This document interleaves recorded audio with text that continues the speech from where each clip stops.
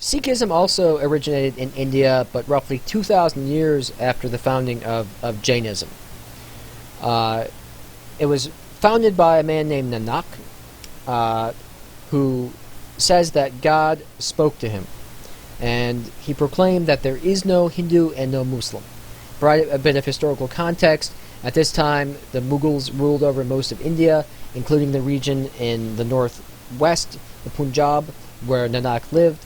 There was a great deal of conflict between adherents of the two religions.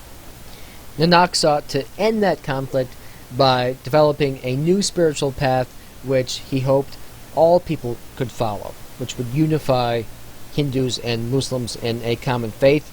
He traveled widely throughout the region and attracted a large following, which became known as the Panth, or community, founded the city of Kartarpur, which remains the holiest city for Sikhs, and established a line of gurus, which means spiritual teachers, 9 of whom followed in his wake.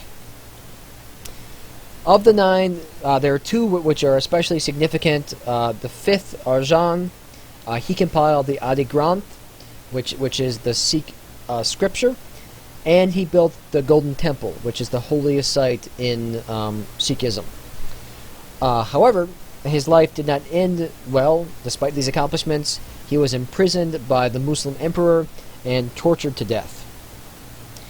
As a consequence of this persecution, Sikhs abandoned the pacifism which Nanak had originally taught and adopted a more militant and warlike attitude toward their enemies. And in fact, the son of Arjan, Hargobind, who was the 6th guru, started wearing swords, representing the willingness of Sikhs to defend themselves. And to this day, as we'll see, Sikhs carry a ceremonial sword. The final Sikh guru, Guru Gobind Singh, who died in 1708, instituted what became known as the Khalsa, which is the main sect of Sikhism, and declared that the final and ultimate guru is in fact the Adi Granth. So there were no human gurus, no human leaders of the entire Sikh community after Gobind Singh. The holy book became in effect the leader of the community. And this is a picture of the Golden Temple, which was completed in 1601. And as I mentioned, Sikhism became more militant after the death of the 5th guru. However, Sikhs do not seek out violence. They only fight in self-defense, either to defend their community and their religion, or in the service of justice.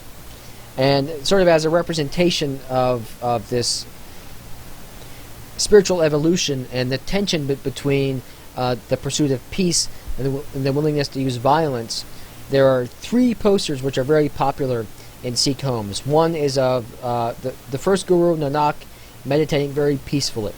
The second is of the final guru, Gobind Singh, who is depicted as a very powerful warrior and leader and ruler. And the final poster depicts a Sikh martyr from the 18th century, so after Singh died, because the Sikhs continued to experience persecution, who continued to fight in defense of the faith even after he'd been decapitated, after his head was removed. So this is an image of that zealous and very faithful soldier.